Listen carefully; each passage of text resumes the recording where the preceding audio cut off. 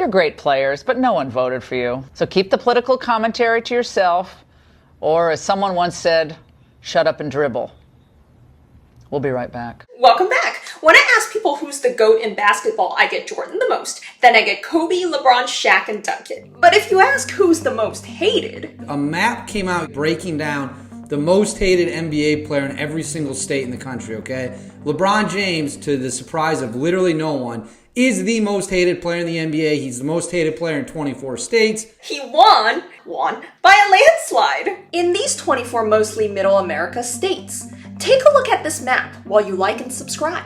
What could explain why he receives this much hate, other than the reason that some fans just root for the opposite teams? All right, guys, LeBron James and a host of other influential black athletes and entertainers are joining forces to protect and expand voting rights for the African American community.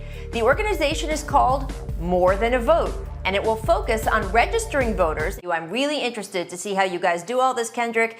I think it's a credit to you that you are trying to get all Americans to be able to exercise their right to vote. I really appreciate that. First thing he stands up for is against racial and social injustice. Pretty much. Long before it was broadly acceptable for athletes to publicly mourn victims of social injustice, there were these. At tonight's NBA matchup between the Brooklyn Nets and the Cleveland Cavaliers, with the Duke and Duchess of Cambridge in attendance alongside Beyonce and Jay-Z, Cavs star LeBron James took the court for warm-ups in this t-shirt bearing the words, "I can't breathe." Last words uttered by Eric Garner, repeated 11 times as he was subjected to the police chokehold and restraint that caused his death. Multiple players on both teams donned the shirt in solidarity tonight, latest in a series of pro athletes to invoke those words, which have become a rallying cry for nationwide protests against police brutality. The hoodie is as much responsible for Trayvon Martin's death as George Zimmerman was. Take that hood off. People look at you and what do they think? What's the instant identification? What's the instant association? It's those crime scene surveillance tapes. Every time you see someone sticking up a 7-Eleven, the kid's wearing a hoodie. Every black man immediately thought of their son. I mean, I thought of my son. You know what I mean? You put a hoodie on my son, he looked like Trayvon Martin. I'm seeing all this different stuff of what happened, what didn't happen, what could have happened to prevent this, and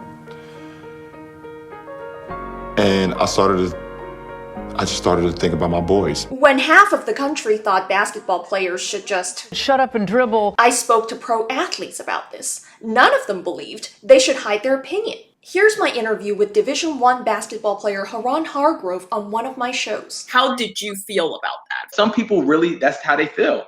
Shut up and dribble. You're an athlete. Just be an athlete. Make your money. Like, don't have an opinion. That's weird. And it's that's super weird that I can only be boxed in and just be an athlete for your entertainment. But if it comes to anything real and domestic that I can't, like, you know, that's weird to me.